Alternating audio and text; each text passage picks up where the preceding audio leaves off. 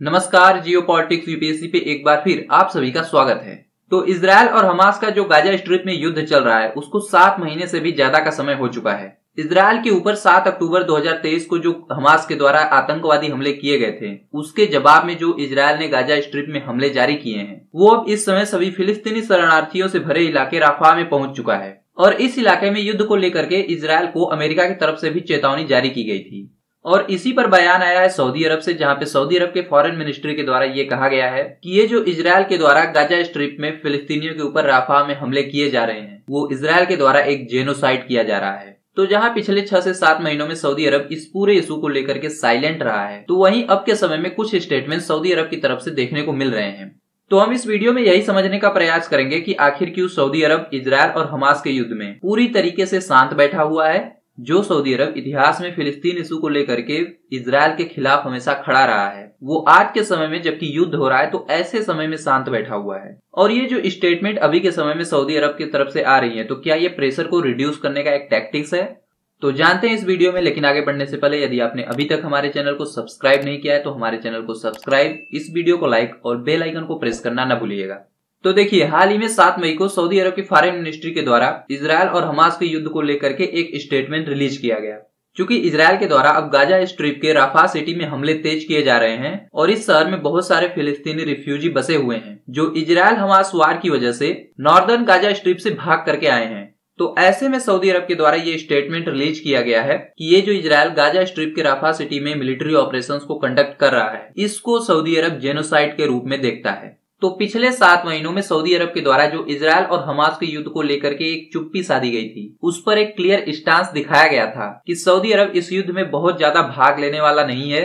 क्योंकि सऊदी अरब और उसके आसपास के कई देश ये मानते हैं कि हमास के द्वारा जो 7 अक्टूबर को इजरायल के ऊपर आतंकवादी हमला किया गया था उसमें हमास के द्वारा अपने रेड लाइन को क्रॉस किया गया था। और इसलिए जब इजरायल की तरफ से उसका काउंटर अटैक आया और तब से लेकर के अब तक जो इजरायल और हमास के बीच में युद्ध चल रहा है, तो युद्ध के शुरुआत में कुछ स्टेटमेंट्स देने के बाद से सऊदी अरब अब तक पिन पॉइंट साइलेंट बरता हुआ है। लेकिन अब जो इजरायल के द्वारा गाजा में एक्शन किए जा रहे हैं उसकी वजह से सऊदी अरब के ऊपर एक दबाव पड़ रहा है कि सऊदी अरब इजरायल हमास वार को लेकर के एक क्लियर एक्शन ले।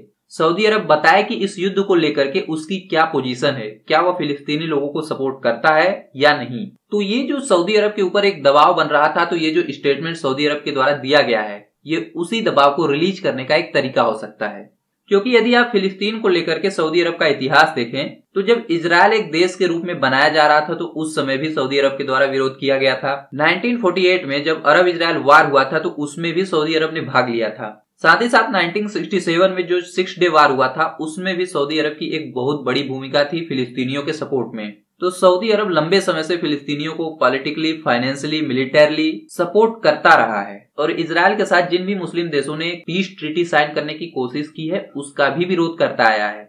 साल 1978 में जब इजिप्ट के द्वारा इजरायल के साथ एक कैंप डेविड एकॉर्ड को साइन किया गया, जो इजरायल इजिप्ट पीस ट्रीटी थी, उसको भी सऊदी अरब के द्वारा अपोज किया गया था। लेकिन धीरे धीरे सऊदी अरब को यह समझ में आने लगा कि सऊदी अरब का यदि हम डेवलपमेंट चाहते हैं तो ये जरूरी है कि इजरायल के साथ उनका रिलेशन बना रहे, इसके अलावा इस पूरे रीजन में शांति हो। और यदि ऐसा नहीं होता है तो आने वाले समय में सऊदी अरब को बहुत सारी समस्याओं का सामना करना पड़ सकता है। और इसके लिए साल 2010 के बाद से देखा गया कि सऊदी अरब की तरफ से इजरायल और सऊदी अरब के बीच में क्वाड कोऑपरेशन देखने को मिला है। इसके अलावा 2020 में जो इस पूरे रीजन में एक अब्राहम अकॉर्ड को साइन किया गया था, जिसका सऊदी अरब तो सिग्नेटरी नहीं है, लेकिन जिन भी देशों ने इस अब्राहम अकॉर्ड को साइन किया था सऊदी अरब के द्वारा उनकी सराहना की गई थी। तो ये जो अब्राहम अकॉर्ड है वो इस पूरे रीजन में एक बड़ी भूमिका निभा रहा है और ऐसा माना जा रहा था कि सऊदी अरब भी इस अकॉर्ड को साइन कर सकता है। उस पर बातचीत चल रही है, लेकिन बीच में ही युद्ध शुरू हो जाता है इजरायल और हमास के बीच में। तो फिलहाल के समय में सऊदी अरब बिल्कुल ही शांत बैठा है, क्योंकि आज के समय में जो सऊदी अरब के क्राउन प्रिंस है मोहम्मद बिन सलमान, उन्होंने अपने देश के लिए बहुत सारे एम्बिशियस प्लान्स बना रखे हैं। क्योंकि आज की सऊदी अरब की इकोनॉमी ऑयल के ऊपर ज्यादा डिपेंडेंट है और आने वाला भविष्य रिन्यूएबल एनर्जीज का है, इसलिए सऊदी अरब के क्राउन प्रिंस अपने देश की इकोनॉमी को डाइवर्सिफाई करना चाहते हैं। और इसके लिए मोहम्मद बिन सलमान अपने देश में बहुत सारे प्रोजेक्ट को चला रहे हैं जिसमें बिलियंस ऑफ डॉलर्स वो खर्च कर रहे हैं और वो सऊदी अरब के इंफ्रास्ट्रक्चर को बेहतर बनाने का प्रयास कर रहे हैं, ताकि इसकी वजह से सऊदी अरब में फॉरेन डायरेक्ट इन्वेस्टमेंट आए। सऊदी अरब में क्रूड ऑयल के अलावा अन्य इंडस्ट्री भी स्टेब्लिश हो, जैसे मैन्युफैक्चरिंग सेक्टर में, सर्विस सेक्टर में, टूरिज्म में सऊदी अरब आगे आए, तो इन सभी सेक्टर्स के लिए मोहम्मद बिन सलमान के द्वारा सऊदी अरब में बड़े प्लान्स बनाए गए हैं। तो सऊदी अरब का एक प्लान है, मोहम्मद बिन सलमान का एक प्लान है कि सऊदी अरब की इकोनॉमी को 2030 तक अच्छे से डाइवर्सिफाई किया जाएगा। सऊदी अरब की इकोनॉमी जो कि ऑयल के ऊपर ज्यादा डिपेंडेंट है उसको घटाया जाएगा। उसके बजाय सऊदी अरब में इंफ्रास्ट्रक्चर का डेवलपमेंट किया जाएगा, जिसकी वजह से फॉरेन डायरेक्ट इन्वेस्टमेंट सऊदी अरब में आएंगे, जिसकी वजह से सऊदी अरब में manufacturing sector, service sector, tourism sector, इन सभी सेक्टर्स में एक बूम आएगा और सऊदी अरब खास तौर से टूरिज्म सेक्टर का एक हब बनेगा। लेकिन मोहम्मद बिन सलमान को एक बात अच्छे से पता है कि यदि वो अपनी देश की इकोनॉमी को डाइवर्सिफाई करना चाहते हैं, अपने देश में इंफ्रास्ट्रक्चर्स को बेहतर बनाना चाहते हैं, अपने देश में चाहते हैं कि मैन्युफैक्चरिंग, सर्विस और टूरिज्म सेक्टर इस्टेब्लिश हो, तो उसके लिए जरूरी है कि सऊदी अरब आने वाले समय में किसी युद्ध में इन्वॉल्व न हो। क्योंकि यदि सऊदी अरब किसी भी युद्ध में इन्वॉल्व होता है तो ये जो प्लान सऊदी अरब के द्वारा बनाए गए हैं उनमें से वो किसी भी प्लान में सक्सेसफुल नहीं हो पाएगा, और जो उसका एक एम्बिशन है सऊदी अरब की इकोनॉमी को डाइवर्सिफाई करने का, वो भी अधर में अटक जाएगा। और सऊदी अरब ने ये सब कुछ यूएई से अच्छे से सीखा है, क्योंकि आप सभी ने देखा होगा कि इजरायल और हमास के बीच में युद्ध चल रहा है, लेकिन यूएई की तरफ से बहुत ज्यादा स्टेटमेंट इसके खिलाफ आपने देखा नहीं होगा। यूएई अब इन सब चीजों पे ज्यादा ध्यान नहीं दे रहा है। यूएई अपने देश में इंफ्रास्ट्रक्चर को बेहतर बनाने, फॉरेन डायरेक्ट इन्वेस्टमेंट को अपने देश में लाने, टूरिज्म इंडस्ट्री को अपने देश में बढ़ाने, साथ ही साथ बड़े देशों के साथ बिजनेसेस करने में ज्यादा फोकस कर रहा है। यानी यूएई का पूरा ध्यान बिजनेस के ऊपर है, साइंस के ऊपर है, इकोनॉमिक डेवलपमेंट के ऊपर है।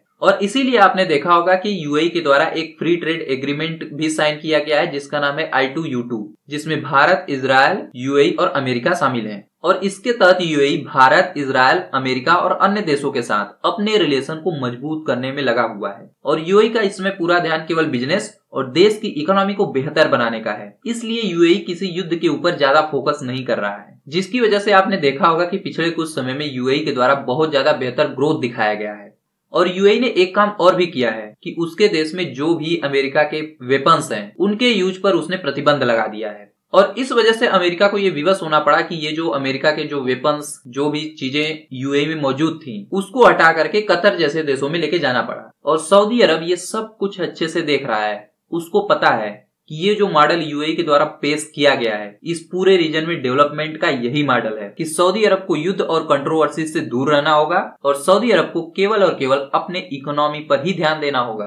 लेकिन सऊदी अरब के लिए ये सब कुछ थोड़ा सा मुश्किल हो जाता है, क्योंकि फिलहाल के समय में यदि आप देखें तो सऊदी अरब मुस्लिम देशों की एक पहचान है, मुस्लिम देशों का एक लीडर है। और इस्लाम में जो सबसे पवित्र मक्का और मदीना के मस्जिदें हैं वो सऊदी अरब में ही स्थित हैं। इसलिए पूरी दुनिया के मुसलमानों का और इस्लामिक कंट्रीज का ध्यान सबसे पहले सऊदी अरब के ऊपर होता है। सऊदी अरब जो भी एक्शन ले रहा है उसके ऊपर होता है। इसलिए आज के समय में सऊदी अरब के ऊपर एक दबाव है कि सऊदी अरब एटलीस्ट इजरायल और हमास के वार को लेकर के एक क्लियर स्टांस ले और इजरायल के अगेंस्ट भी कुछ न कुछ कदम उठाए। इसलिए आप समझिए कि ये जो स्टेटमेंट सऊदी अरब के द्वारा दिया गया है ये उसी प्रेशर को रिलीज करने का एक टैक्टिक्स है।